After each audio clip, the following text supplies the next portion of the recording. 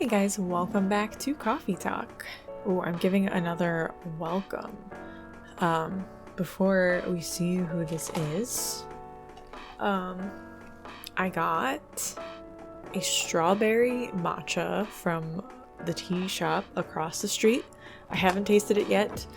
I know I had a strawberry matcha on here before that I made at home and it was okay. I don't have a matcha whisk, so I didn't think my matcha turned out all that well. So let's have a sip. It's not like fully mixed, but maybe I'll take a little.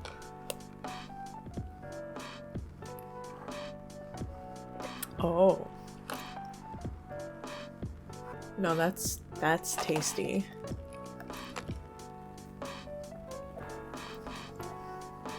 Sure, I'm just like sipping the bottom, which is where all the strawberry puree is, and getting like the sweet, but I'm getting like the sweet strawberry and then like the cream, the oat. I got it with oat milk because she asked me, is oat milk okay? And I just said yes. I'm like, all right, if that's your default, I'd love to try it like that. But yeah, I kind of get like a creamy strawberry and then the matcha flavor at the end there. Oh, Freya's laughing. She's happy. Hey, McCoffee. Good evening, Freya. You look very cheerful today. And it's all thanks to you. What did I do? I finally got a good night's sleep last night.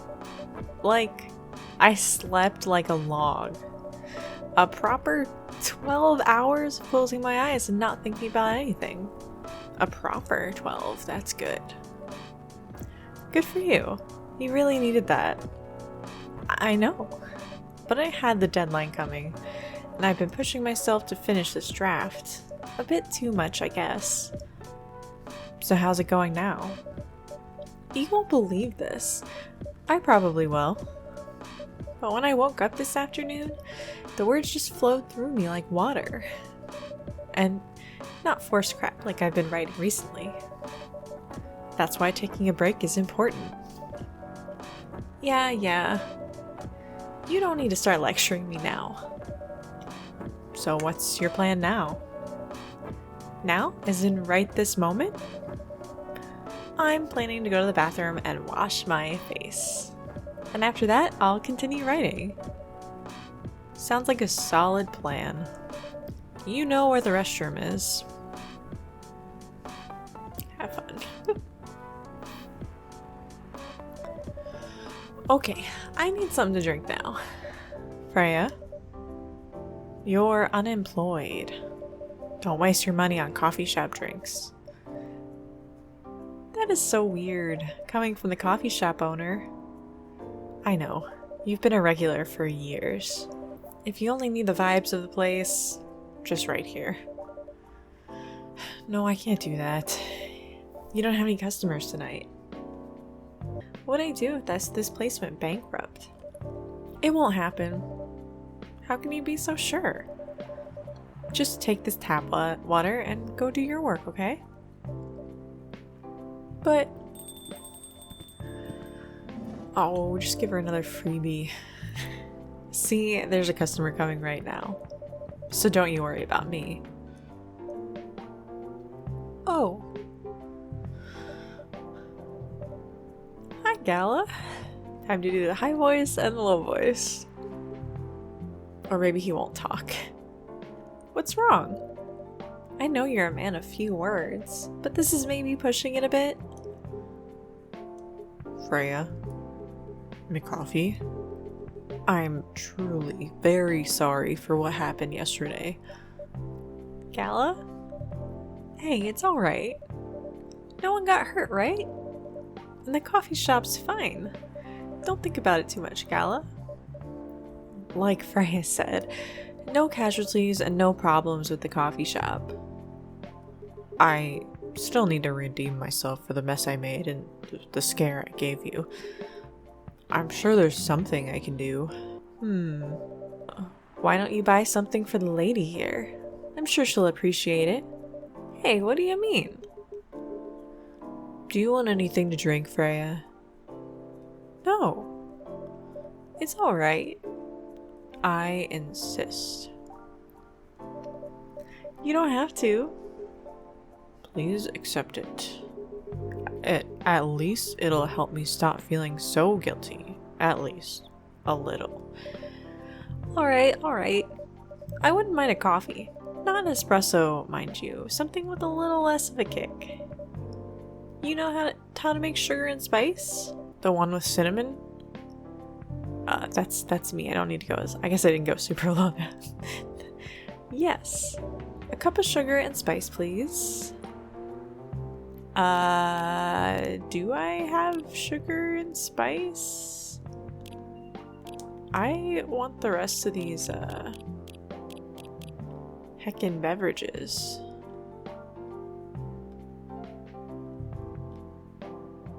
What the heck is a sugar and spice? What do I have in here? It's definitely got... Oh, what am I doing?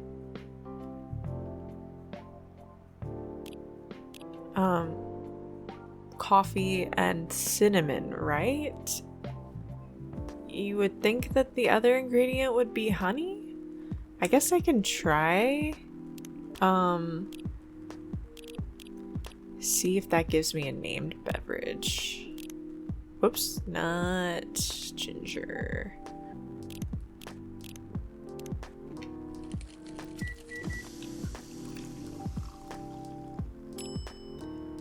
That's a sugar and spice. Didn't even need to look it up. That looks tasty. Sugar and spices for the lady with the vices. Hey. Oh well, I won't complain. Sorry I'm cutting you off. Maybe I should move me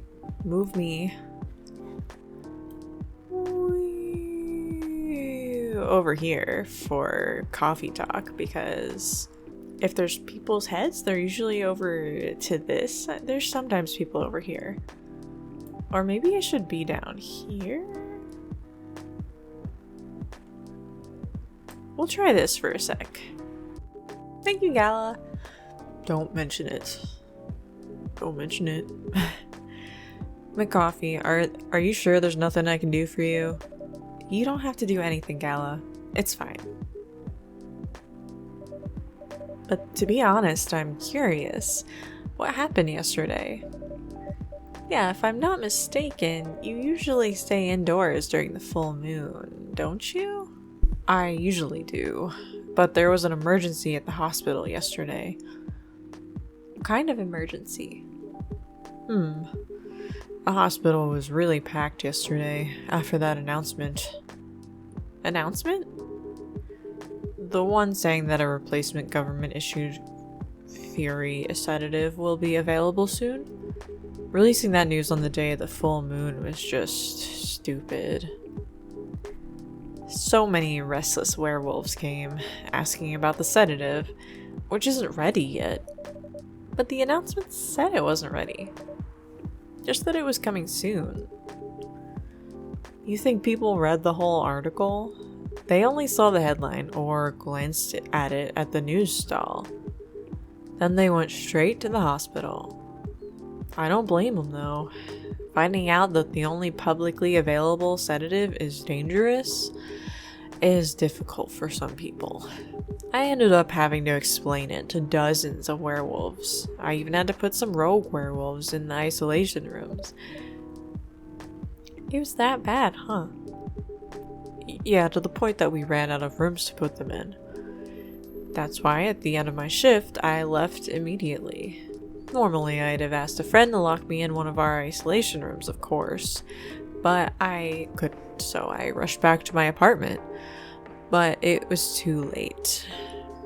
Thankfully, I was in this area, and I managed to force myself to come to your place. Gala, excuse me for asking this. Yes? But you didn't hurt anyone on the way here, right? As far as I remember, no. And I didn't see any blood on my clothes. That's good to hear. This might sound overly confident, considering what happened yesterday, but I have enough control to make sure I don't hurt anyone, as long as I have something to direct my fury towards. Usually, I end up destroying stuff around me.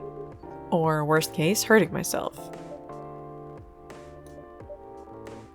Despite all of that, I'm still glad that no one got hurt. Always looking on the positive side, aren't you? Just doing my job. Thanks, both of you. I really mean it. But please,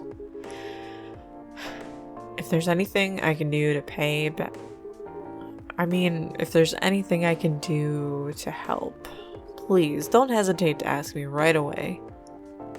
Will do. In the meantime, can I order a drink? Sure, what are you having? The same as yesterday.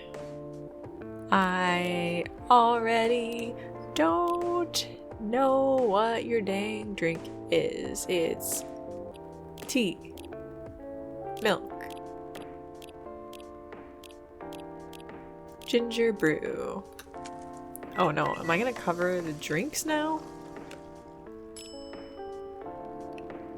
I cover the name of the drink. Now I'm covering Freya's head. Here's your special brew. Thank you. Maybe, we're just gonna try every corner. The drink that saved me. Once again, thank you for helping me find this drink. By the way, Gala, now that you can be 100% sure that drink is your natural sedative, why don't you put some in a bottle and carry it with you everywhere? That's the plan. It has to be warm though. I can use a vacuum flask, I suppose. I'll give that a try. I'll give it a try next full moon. Don't worry, Freya. Now I'm blocking text. I'm going to stay at my place for the next full moon. I'm not taking any risks before I can make sure how effective that remedy is. Phew. Who's here? What the? Rachel? What's going on? I'm blocking text again. There's no, I need to make me smaller. Okay, we're just gonna block a little bit of, Gala's head. Huh. What else? Your father? Of course. What the hell was he thinking? Coming backstage at Coachella? Just to get in an argument with my manager? Huh? Before we continue, a cafe latte, please. I didn't mean to make her sound so,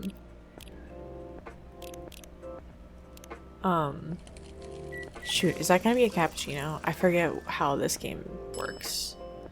This is a cafe. I didn't mean to make her sound so, sarcastic there. Mean, rude. Not sarcastic. Thanks. How did he manage to get backstage? He told security that he was my father, and he messaged me about coming beforehand, said he was just gonna wish me luck, so I told them to let him in, of course. He's still my father. Things were nice at first, then my manager came, and...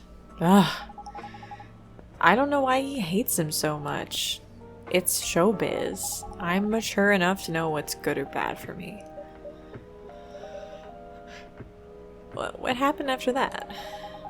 Mr. Lester told the security guards to kick him out. He's still allowed in the festival area. I saw him in the crowds. Did the concert go well at least? Oh yeah. Other than the arguments backstage, everything was great. I was the first one to play on the main stage. Usually no one pays much attention to whoever's on first. But there were thousands of people in the audience during my session. Nice. So, you don't need to be at the event anymore after this? Not really. I did my stage time. And then there was this press conference after my show. After show press conference? Yeah, the pre-show was done yesterday.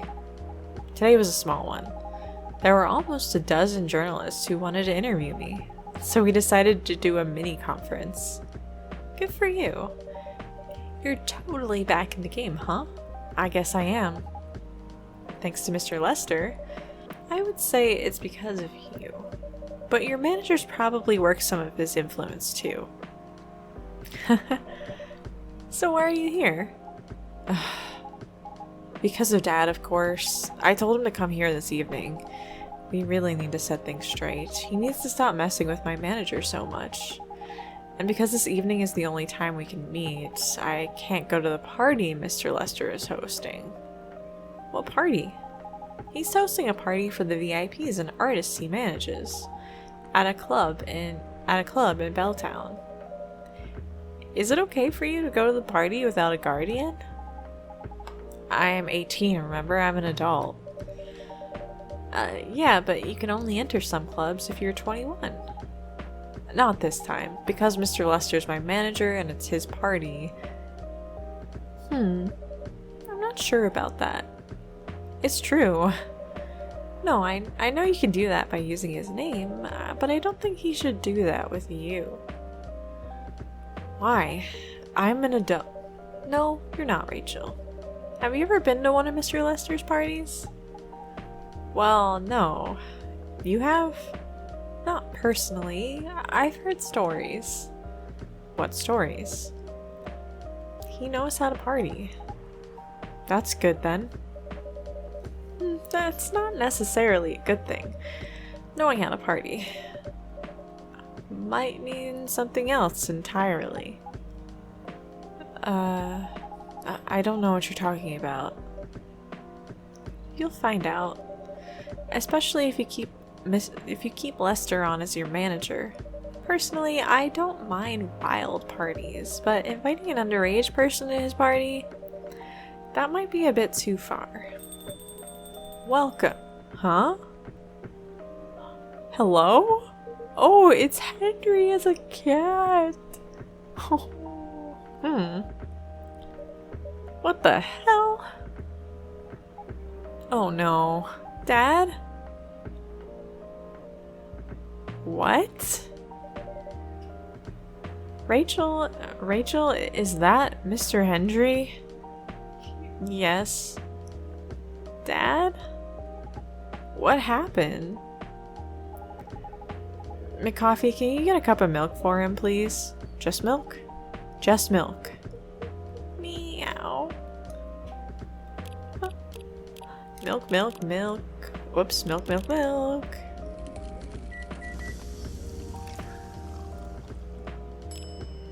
Did I accidentally hit espresso? Oh, I must have, okay.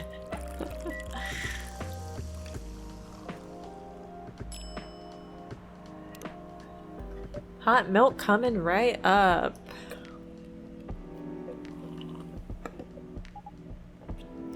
Thank you.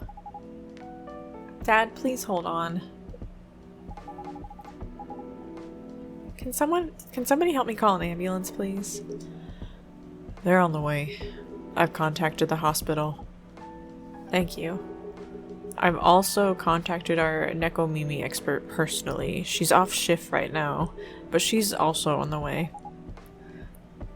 Thank you so much. I don't know what might have happened without your help. Don't mention it. Here they come. I'll go with you. Okay.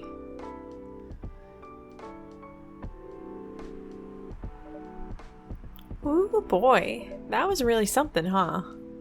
Yeah. 2 days in a row. I feel like the day is probably coming close to an end, if that... So I'm gonna read one of these. Because it seems like a shorter day. Maybe more people will come in, but I'm gonna read this anyway. Do I want to grow old with you? No, I don't want to do that. But I do want to be with you, here in this moment, stuck in eternal limbo, in an infinite loop of this exact hour, forever? Hell yeah, I do. That's probably the last time Romeo remembers having a really meaningful conversation with Juliet, but let's not get too far ahead of ourselves, dear readers. Just like any other story, this one also has a beginning, and it begins with an introduction. Romeo is a young man of 20. He comes off quite, He comes from a quite conservative, but not yet out of touch family. In other words, they're just like almost every other family in the world. He hates the name his parents gave him, and he hates it even more knowing that his life so far is filling all the cliches of his fictional namesakes. Falling in love with a girl named Juliet is really just the icing on the cliched cake. Juliet is a woman of 20. She also comes from a quite conservative, but not yet out of touch family. In other words, they're also just like almost every other family in the world. She loves the name her parents gave her, although she hates the fact that her life so far is fulfilling half the cliches of her fictional namesakes. Falling in love with a boy named Romeo is unfortunate, but she has no plans to die stupidly over it. Both of them study at the same university, so they're definitely not the type of people who naturally choose to be friends. And they're definitely not so. Fate, however, in the form of a hip young lecturer with an over-enthusiasm for assigning group projects and an unfortunate sense of humor, is what brings them together. A simple group assignment is what introduces our young Romeo and Juliet to each other. Even after their first fated meeting and the many, many more meetings required to finish the assignment, there is no sign that Romeo means anything more to Juliet than a friendly acquaintance she spent a lot of time in the library with. Nor, honestly, does she mean that much more to him. In fact, after she made an ill-judged joke about the literary elephant in the room, she probably means significantly less. But as time goes on, and as the group assignments keep coming without the lecturer ever assigning new partners, Romeo and Juliet become closer. They both begin to see things in the other that they hadn't noticed before. Though for Romeo, the fact is rather frightening. How could I fall for somebody like her? And named Juliet, no less. I can't accept it. My mind's just playing tricks on me. Again and again, around and around, his thoughts chase themselves whenever he sees her. The day is Monday, and Romeo has a class he needs to attend. However, something is different. Normally a relatively anxious fellow, he finds going to a class requires a lot of willpower. Today, however, he finds himself hurrying to get there. He knows why, of course, but he refuses to admit it to himself quite yet. The first thing Romeo does when he opens the door is to look at a specific table. The table where Juliet always sits. To his unacknowledged disappointment, that table is empty. "Fuck," mutters Romeo under his breath. He doesn't curse because Juliet is not there, of course. Rather, he curses because noticing this was the first thing he did upon entering the room. After sitting in his usual place, Romeo reopens his book and begins reading. Every time someone opens the door, Romeo turns immediately to look and quietly whispers a curse. Again, he is not cursing because he is disappointed it is not Juliet who enters. He is cursing because he turned to look. A few moments before class begins, Juliet finally arrives, announcing herself and her friend with a braying laugh as she does so. That sound used to be one of the most annoying sounds in the world, at least as far as Romeo is concerned. But today it brings a small smile to his face. "Fuck," curses Romeo again after he realizes he just smiled at the sound. Is Romeo in love? He probably is, but he doesn't want to admit that falling in love with Juliet is dangerous, extremely dangerous. They come from completely different backgrounds. They have different skin colors. They worship different gods. He has no problem with interracial relationships, of course he doesn't. But he never expected it to happen to him. This simply will not do. "I need to talk to you." Romeo looks up. Juliet is standing over his table. Her jaw is set, but her eyes are worried. He completely forgets about his own problems. What's up?" he asks. Can you keep it a secret? It's really important. Sure, I guess I can. Whee! Good, because I really need someone to talk to. So Juliet sits down and begins telling her story to Romeo. She talks about the problems she's been facing over the past few months, how they affect her study, and how he's not the first person she's talked to about this. On, and Romeo listens to every word. Eventually, Juliet stops talking and sits quietly. Romeo thinks that she looks somehow lighter than she did before she began talking. He doesn't know how to react to what she told him. He tries giving her some advice. Really stupid advice, he thinks as soon as he said it, but he believes it's probably much better than just listening and nodding and watching her walk away. He doesn't think he wants her to walk away from him. He thinks about this. One thing is for sure, Juliet trusts Romeo as a friend. They've shared a secret now. Even though Juliet has shared the same secret with others before him, this still makes Romeo happy. So damn happy. How pathetic am I? Oh my god. I'm struggling with this. Can I? Maybe not. How pathetic am I being happy because someone I like came and told me she's not? Romeo thinks, and then shakes his head like a dog shaking off water. After sharing everything she had wanted to share, Juliet starts talking about lighter topics. Soon they are joking freely, the dark mood earlier almost completely dissipated. Just before Juliet leaves, Romeo asks her something. Why did you tell me all that? Well, I don't really know. I think I can trust you, and you're one of those rare few people who can talk to people directly without sugarcoating everything. It's refreshing. She shrugs. I guess that's why. What Juliet said is true, but Romeo finds it amusing that even though he normally speaks directly to everyone he knows, he can't do that with Juliet. He is not himself when she's around, or so he believes. After that conversation, Romeo falls even more helplessly in love with Juliet. It's stupid, he thinks, as someone who rarely falls so hard for anyone, but Juliet is driving him crazy, and the fact that she makes him feel the closest thing to love he's felt in years, yet a big wall of cultures, norms, and other societal traditions stands between them, hurts him even more. That is, of course, if Juliet is even into him anyway. As the weeks go by, Juliet and Romeo become closer. They start telling each other stories more often. But all these stories are limited to their courses, their friends, and anything at all besides their feelings for each other. She's not into me. She's just an extrovert. She's friendly with everyone, Romeo keeps thinking. And it's when he's thinking about that Juliet comes and sits at his table. So, you said you want to tell me something? It's true. He has already sent a message to Juliet, telling her he wanted to talk about something. Oh, wow, driving straight in. It's nothing all that important, actually, says Romeo. Come on, it's not like you to be so indirect about things. What's wrong with you, boyo?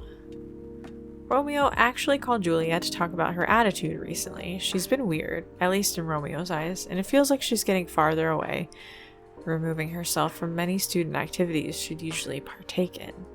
Juliet answers all his questions, all his thoughts and concerns about how she seems to be removing herself from all the other side activities. She manages to shrug off or easily explain.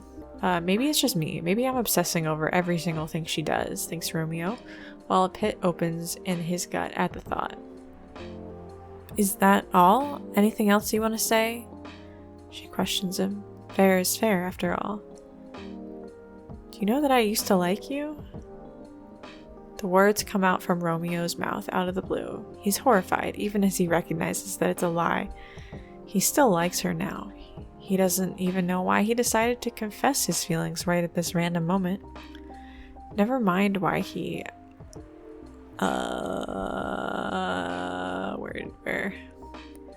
Never mind why he confessed with half a lie. It wasn't planned at all. But when he heard Juliet say anything else, well, it's definitely one thing Romeo has been planning to say to Juliet for the last few thousand eons, or as normal humans measure time, since around 8 months ago. Juliet shows a flash of surprise and then says, "No, I had no idea at all." Why? Why what? Why do you like me? Or did you like me? I mean, there must be a reason. Of course there is. Romeo opens his mouth to tell her and pauses. He blinks slowly and closes his mouth again. Or not. I don't know. I think there is, but I'm not sure. I'm sorry, I'm talking gibberish. Juliet does not respond to that. Romeo doesn't even dare to look at her directly, but he can see out of the corner of his eye that she looks dumbfounded. He takes a breath and opens his mouth again, hoping for a lightning strike, divine inspiration, or instant death. He isn't picky. Okay, I just see you as a really strong person, okay? You have a big girly side, but you're also a really strong, independent person. Okay, I get the girly part, but what makes you think I'm strong? Well, just look at how you work with all of your assignments and organizations. I definitely could never deal with everything as well as you do, ever. Oh, come on, everybody has something they're good at. You can do things I can't. That's pretty normal, you know? I know, but still, I'm not sure. That's probably what attracts me to you the most. This is a long story. When he says that, Romeo tries looking at Juliet. Just for a moment, he saw a twitch of a smile on her lips, but dared not even hope. He ascribes it to his imagination instead.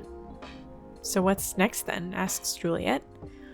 To be honest, I don't know. I said this because I can't keep hiding it forever. I needed to say it to you, even though I know it's impossible for me to ask you out, considering all the differences between us. Juliet pauses. Oh, of course. You don't need to say anything, though. I just needed to get it out of my system. That's all I wanted to say. Well, okay then. I have something else to do. You don't have anything more to say, right? Yes. No. That's all. Juliet nods and says goodbye, then quickly walks away. After Juliet leaves, Romeo lets out a heavy sigh. Good work. There's that. Good work there. That's one hell of a lot of old baggage I just let go, and a whole hell of a lot of new baggage I replaced it with. Here's the interesting fact about our Romeo. During the whole conversation, he hadn't been able to keep himself from shaking. It's an old habit that he just can't let go of. To his relief, they'd been sitting during the whole conversation, so he could hide his tremor. Still, even though he feels intense relief after telling Juliet about his feelings, his hands are still trembling. He has to wait a couple of minutes before he can walk away himself. So now, after Romeo's long-awaited but ultimately useless confession, what's next for our Romeo? For our Juliet and her Romeo? Funnily enough, neither she nor Romeo ever mention again, at least not to each other. Romeo did eventually tell some of his friends about his feelings for Juliet. But what about Juliet? Romeo didn't know anything about how she was coping with this revelation. He expected that she'd probably told some of her friends, as he had told his. But that doesn't even matter. He tells himself, we're not meant for each other anyway. Watching from outside, nothing seems to change between them. They still talk about their classes, about their friends, and about shows they've watched and books they've read. But they never ever mention again the time when Romeo revealed his feelings to Juliet.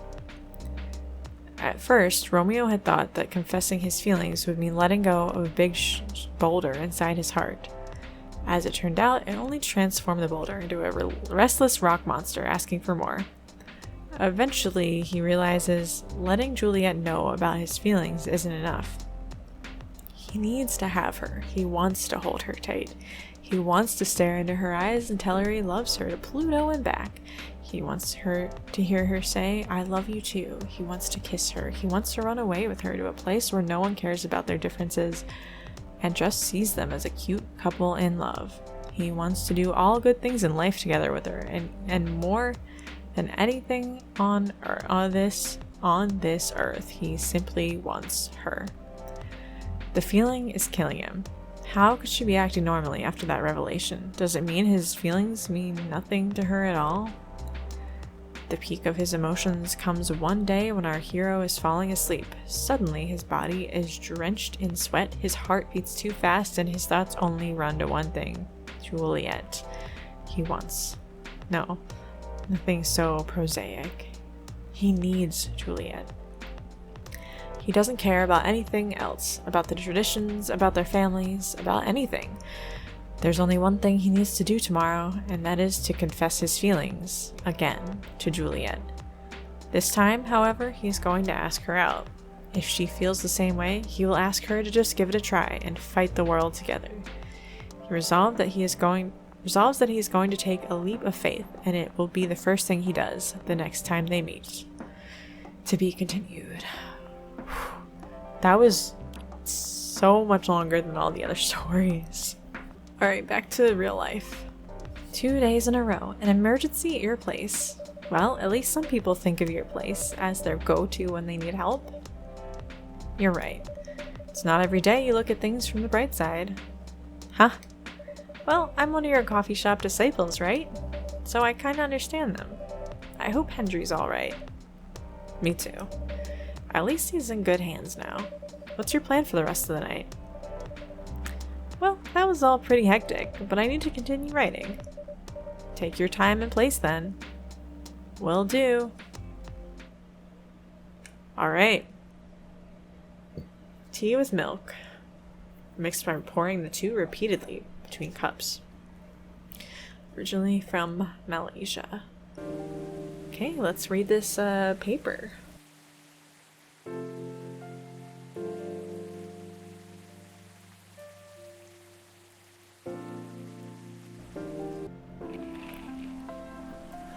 Police raid on private Coachella after party is biggest drug and sex related bust of the year. But fight broke out during Coachella, culprits in police custody. Despite the arrests, Coachella will go on. Alright, I think we have maybe 1 or 2 more days left in Coffee Talk. So, hope you'll join me for that. Thanks for watching.